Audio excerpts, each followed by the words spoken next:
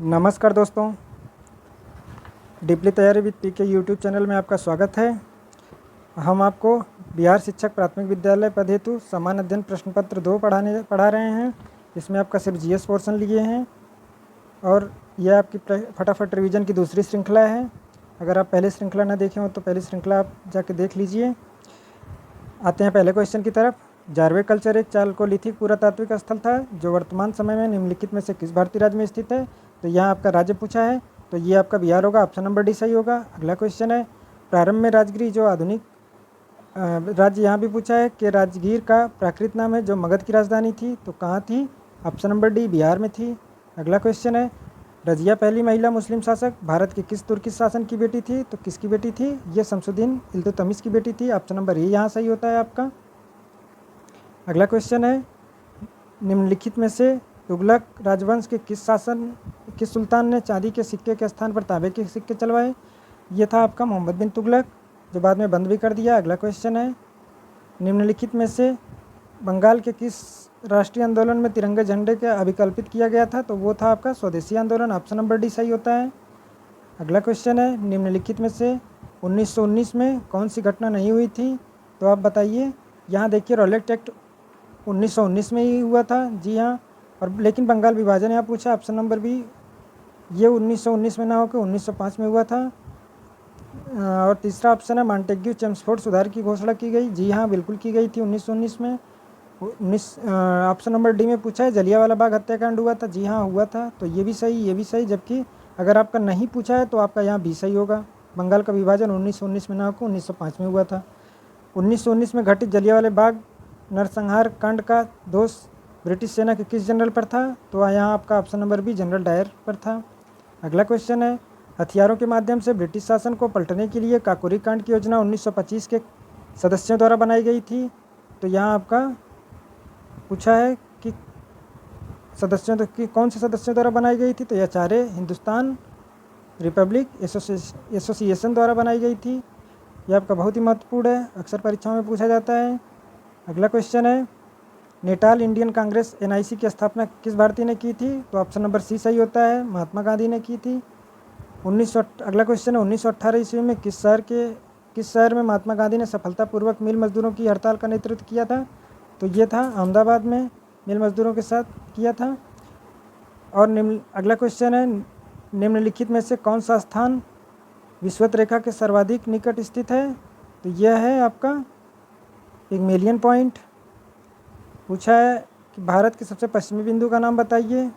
भारत के सबसे पश्चिमी बिंदु का नाम, तो ये यहाँ आपका सही होगा, ऑप्शन नंबर डी गौरमोता। अगला क्वेश्चन है, हिमालय पर्वत के किस प्रकार के पर्वत का उदाहरण है। हिमालय पर्वत बताइए। यह है अपशिष्ट पर्वत का उदाहरण। अगला क्वेश्चन है, 1869 में किसने एक नए शब्द ओकोलॉजी का प्रतिपादन किया जो जीवों के उनके पर्यावरण के साथ संबंधों के अध्ययन को परिभाषित करता है। तो बताइए। तो यहाँ आपका ऑप्शन नंबर सी सही होगा, अर्नेस्ट हैकल ने। अगला क्वेश्चन है, क्योटो प्रोटोकॉल नियमों के तहत 6 प्रदूषकों में से एक निम्नलिखित में से कौन है। तो यहाँ है आपका, बताइए कौन सा है। ऑप्शन नंबर डी यहाँ सही होगा, परफ्यूरोकार्बन। अगला क्वेश्चन है, रामसर कन्वेंशन के अनुसार विश्व आर्द्रभूमि दिवस कब मनाया जाता है। तो ये मनाया जाता है आपके 2 फरवरी को। ऑप्शन नंबर बी सही होता है। अगला क्वेश्चन है, चिपको नारा पारिस्थितिकी की अस्थायी अर्थव्यवस्था है, किसने गढ़ा था। तो यह गढ़ा था सुंदरलाल बहुगुणा ने। ऑप्शन नंबर बी सही होता है। अगला क्वेश्चन है, आर्द्रभूमि और उसके स्थान के संबंध में निम्नलिखित में से कौन सा युग्म सही है। तो आपके हरिके झील सही नहीं है, पूछा है हरिके झील, जबकि दीपोर, ये हरिके झील यहाँ सही होता है, लेकिन हरिके यहाँ गलत पूछा है क्योंकि हरिके झील यहाँ केरल ऑप्शन में दिया, लेकिन केरल सही नहीं है। हरिके झील केरल में ना होकर राजस्थान में है। कहाँ है, राजस्थान में है। और सांबर झील भी राजस्थान में है, दापोर झील भी असम में है, और रोपड़ झील, जो दीपोर झील है वो असम में है, रोपड़ झील पंजाब में है।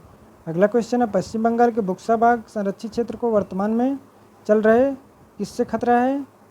तो यह है आपका डोलोमाइट खनन से है। ऑप्शन नंबर ए यहाँ सही होता है, डोलोमाइट खनन से। रंगन थिट्टू पच्ची बारड कहाँ स्थित है। तो यह है आपका कर्नाटका में। अगला क्वेश्चन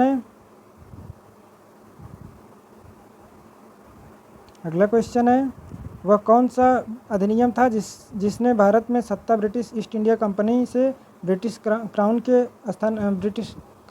में स्थानांतरित की थी?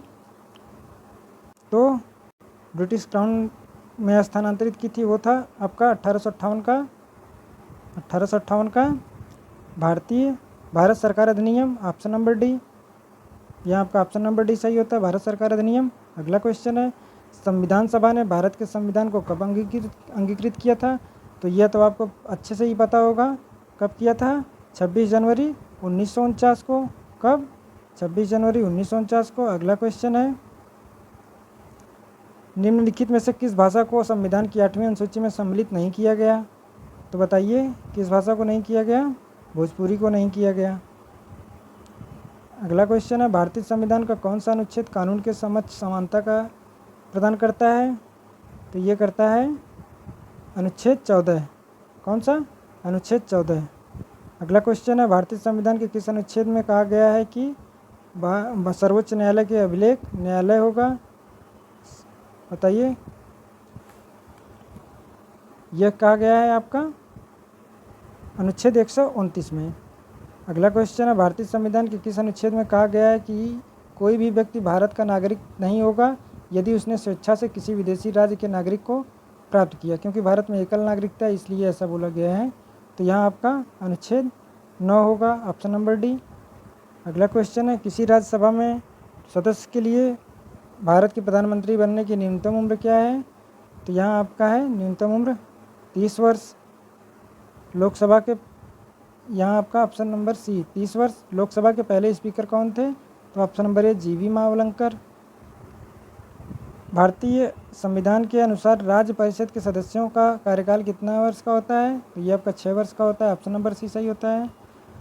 आते हैं अगले क्वेश्चन की तरफ, भारतीय संविधान का कौन सा अनुच्छेद यह घोषणा करता है कि भारतीय संविधान 1950 के लागू होने से पहले के भाग 3 के असंगत सभी कानून शून्य माने जाएंगे? तो यहाँ आपका ऑप्शन नंबर सी 13। अगला क्वेश्चन है, आवृत्ति का एसआई मात्रक क्या है? तो आवृत्ति का एसआई मात्रक क्या है? हर्ट्ज है, ऑप्शन नंबर बी हर्ट्ज। अगला क्वेश्चन है, निम्नलिखित में से किस उपकरण का उपयोग विद्युत प्रवाह के मापन के लिए किया जाता है, चाहे वह दिष्ट धारा प्रवाह हो या प्रत्यावर्ती धारा? तो वह है आपका ऑप्शन नंबर सी एमीटर। अगला क्वेश्चन है, विद्युत प्रतिरोधक को मापने के लिए निम्नलिखित में से किस यंत्र का उपयोग किया जाता है? यह सब आपके साइंस के क्वेश्चन है, बहुत ही ध्यान से देखिएगा। तो यह है यहाँ ऑप्शन नंबर डी सही होगा, ओम मीटर। अगला क्वेश्चन है, पृथ्वी की सतह से फायर किए गए प्रक्षेप की गति के दौरान क्या होता है? तो यहाँ उसकी गतिज ऊर्जा स्थिर रहती नहीं, उसकी गतिज ऊर्जा स्थिर न होके नहीं रहती है। अब ऑप्शन नंबर बी दिया, उसका संवेग स्थिर रहता है। जी नहीं, उसका संवेग भी स्थिर नहीं रहता है। उसके वेग का ऊर्ध्व घटक स्थिर रहता है, स्थिर नहीं रहता है। उसके वेग का क्षैतिज घटक स्थिर रहता है। जी नहीं, ये सही होगा, उसके वेग का क्षैतिज घटक स्थिर रहेगा। ऑप्शन नंबर डी यहाँ आपका सही होता है। आते हैं अगले क्वेश्चन की तरफ, समुद्र स्तर पर पानी का क्वथनांक कितना होता है? तो समुद्र का क्वथनांक जो है वो था 100 degree Celsius. Option number B यहाँ सही होगा, option number B 100 degree Celsius. आते हैं अगले क्वेश्चन की तरफ, निम्न में से कौन सा तत्व एक उपधातु है? कौन सा तत्व एक उपधातु है? तो यहाँ ऑप्शन नंबर डी सही होगा, सिलिकॉन। निम्नलिखित में से अर्नेस्ट रदरफोर्ड ने कौन से कणों को सोने की पतली पन्नी से टकराया था? तो बताइए, यहाँ अल्फा कण को। अगला क्वेश्चन है, लोहा अयस्क से लोहा विनिर्मित करने की प्रक्रिया को क्या कहते हैं? इसको कहते हैं अपचयन। ऑप्शन नंबर बी सही होगा, लौह अयस्क से लौह निर्माण की रासायनिक विधि है यह। अगला क्वेश्चन है, धातु ऑक्साइड का स्वरूप क्या होता है? तो धातु ऑक्साइड का स्वरूप क्षारीय होता है। ऑप्शन नंबर सी सही होगा। अगला क्वेश्चन है, निम्नलिखित में से फास्फोरस का कौन सा रूप सबसे ज़्यादा प्रतिक्रियाशील होता है? तो बताइए। तो यहाँ आपका सही होगा ऑप्शन नंबर बी श्वेत फास्फोरस। अगला क्वेश्चन है, कीटों का मनुष्यों, पर्यावरण और अन्य जीवों के साथ संबंध का अध्ययन निम्न में से क्या कहलाता है? तो यह कहलाता है आपका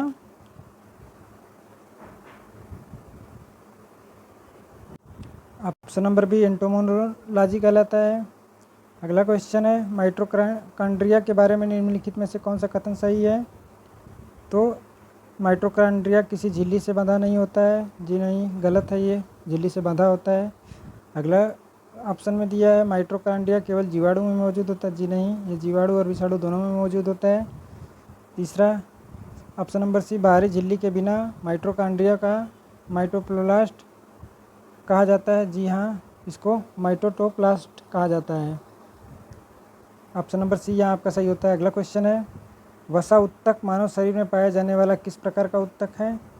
तो यह है आपका उपकला नहीं, स्पेसी नहीं, तंत्रिका नहीं, संयोजी उत्तक इसको कहा जाता है। ऑप्शन नंबर डी यहाँ सही होता है। अगला क्वेश्चन है, किसी के आहार में संतृप्त वसा के स्थान पर असंतृप्त वसा और कार्बोहाइड्रेट का सेवन जोखिम को कम करता है। तो क्या कम करता है? ऑप्शन नंबर डी, इबोला को कम करता है, इबोला को जोखिम को। अगला क्वेश्चन है, झिल्लीदार गर्दन वेब्ड नेक किसका अभिलक्षण है? तो यह है, ध्यान दीजिएगा यहाँ इबोला ना होके ये गलत है, हृदय रोग यहाँ सही होगा। Option number B. अगला क्वेश्चन है, झिल्लीदार गर्दन वेब्ड नेक किसका अभिलक्षण है? तो यह है आपका टर्नर संलक्षण, ये आपका ऑप्शन नंबर बी सही होता है। अगला क्वेश्चन है, किस व्यक्ति को 20वीं सदी का डार्विन कहा जाता है? तो बताइए।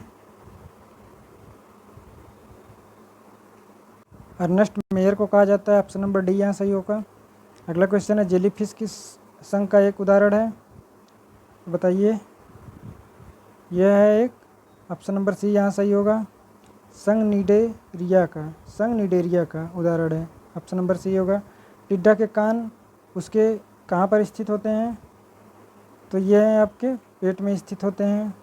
अगला क्वेश्चन है, मानव पाचन तंत्र में इनमें से कौन सा एक एंजाइम प्रोटीन को प्रोटीएज और पेप्टोन को परिवर्तित करता है? तो यहाँ आपका ऑप्शन नंबर ए सही होगा, पेप्सिन।